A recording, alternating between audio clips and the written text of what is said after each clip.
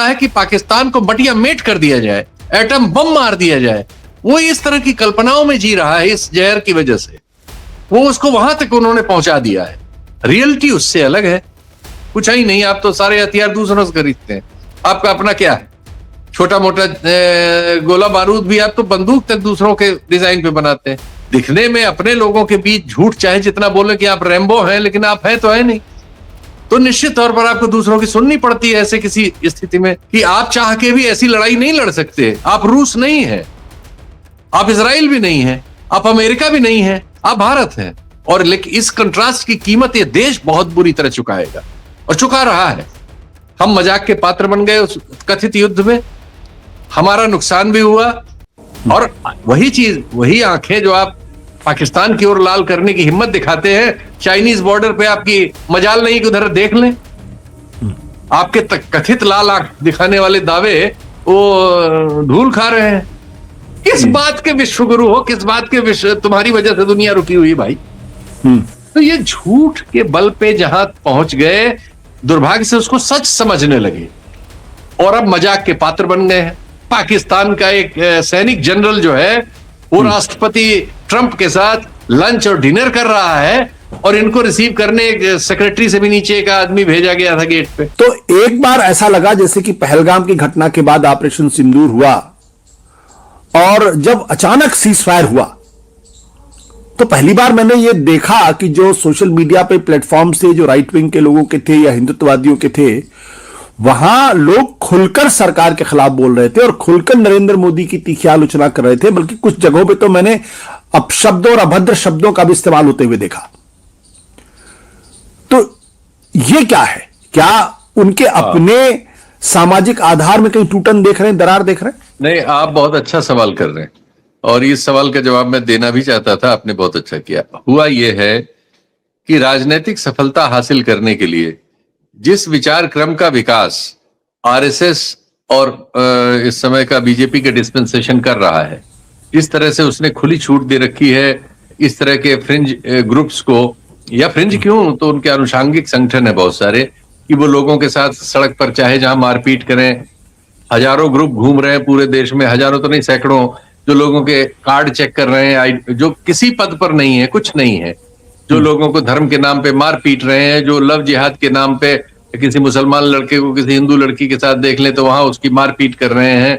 लोग क्रिसमस मनाते हुए लोगों को पीट रहे हैं, उनका तोड़ रहे हैं। और मुसलमानों पर तो जो जितनी चीजें कर सकते हैं कर रहे हैं। चाहे जब जुलूस निकालते हैं बहुत सारे, बाबा डाबा ही गाजियाबाद में डासना केंद्र का वो जो नती नरसिंहानंद है, वो तो अभी कल कह रहे हैं कि हमें आईसिस की तरह संगठन बना के गुरिल्ला हमला करना चाहिए।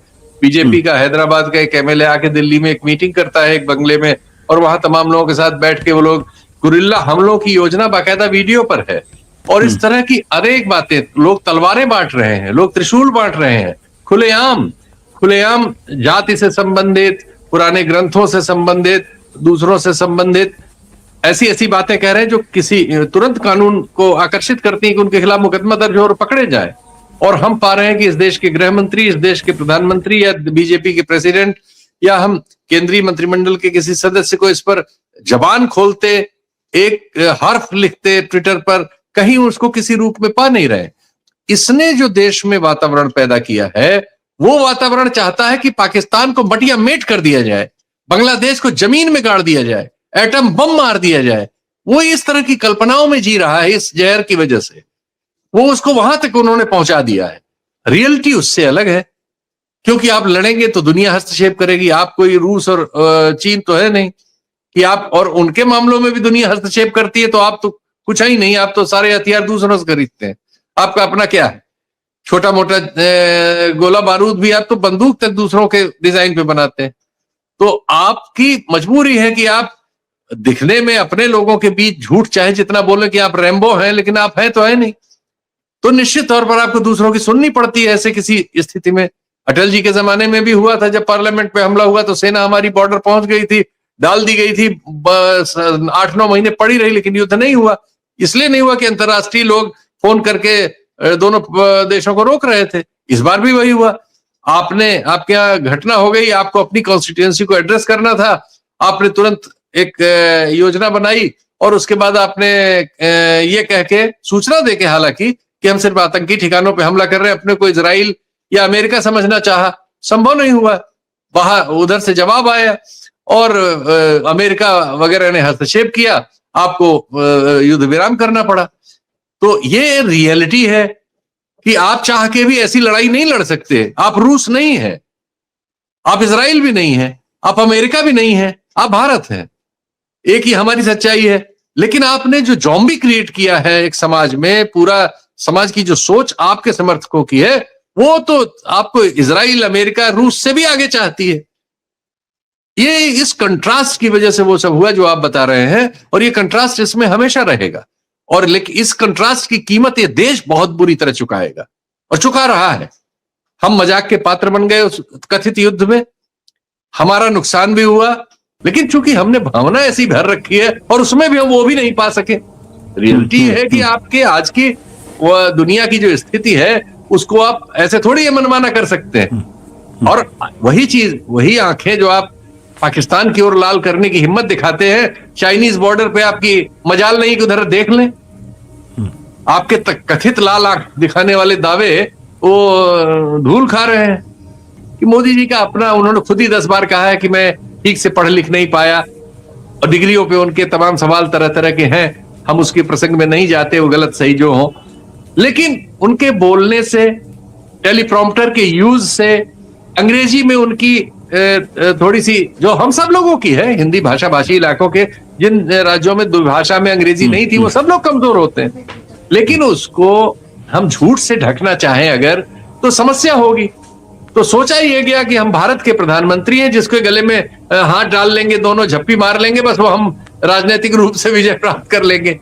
तो शुरू के 5-7 साल ये चला झप्पी पाओ आंदोलन, सारी दुनिया के हर नेता को झप्पी पाना और उसको पटाने की कोशिश करना। और यहाँ मीडिया चूंकि आपने वेपनाइज कर लिया था, तो आप प्रचार किया करते थे कि हमारा डंका बज रहा है। हमारे गृह मंत्री के 10 बयान है जिसमें वो कहते हैं कि दुनिया का कोई फैसला मोदी जी के बिना नहीं होता।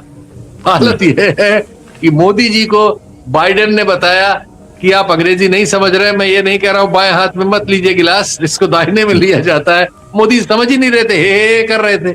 सारी दुनिया में वो क्लिपिंग है, सारी दुनिया में वो क्लिपिंग है कि जब आप ट्रंप के साथ प्रेस कॉन्फ्रेंस में बैठे, सवाल आपको कठिन लग रहा था, तो ट्रंप ने कहा अच्छा मैं बताता हूं, मतलब ये नहीं कहा कि इनको नहीं आता, लेकिन इशारा यही किया कि छोड़ो मैं बताता हूं। तो ये एक्सपोज हो गए। और जबरदस्ती नेहरू आप नहीं बन सकते, या नेहरू को जबरदस्ती खारिज करके भी नेहरू नहीं बन सकते, या कुछ भी नहीं बन सकते, ये साबित हो गया। और फिर वो रियलिटीज आई। रियलिटीज क्या है? हमारा दुनिया के व्यापार में 3.3 समथिंग कुछ हिस्सा है, 3.3 समथिंग। हमारा एक्सपोर्ट में 2% से भी कम हिस्सा है दुनिया में। किस बात के विश्वगुरु हो, किस बात के विश्व, तुम्हारी वजह से दुनिया रुकी हुई भाई। तो ये झूठ के बल पे जहां पहुंच गए, दुर्भाग्य से उसको सच समझने लगे और अब मजाक के पात्र बन गए हैं। पाकिस्तान का एक सैनिक जनरल जो है वो राष्ट्रपति ट्रंप के साथ लंच और डिनर कर रहा है, और इनको रिसीव करने एक सेक्रेटरी से भी नीचे एक आदमी भेजा गया था गेट पे। अब इनकी समझ ही में नहीं आ रहा हाउ टू हैंडल यूएस। दुनिया में अकेला भारत बचा है इस समय जिसपे 50% से ज्यादा टैक्स लगा हुआ है, और $38 बिलियन का हमें लॉस हो चुका है अब तक ट्रेडिंग में उनके साथ। तो ये है, इनके जितने भी इस तरह के फैसले थे वो सब जो है बूमरैंग करेंगे, क्योंकि वो रियल नहीं है। और उनमें हम यही पाएंगे कि आज नहीं तो कल इनको वही सब करना पड़ेगा जो इस देश को करते हुए हम 70-78 साल तक यहां तक लाए थे, और कोई रास्ता नहीं है।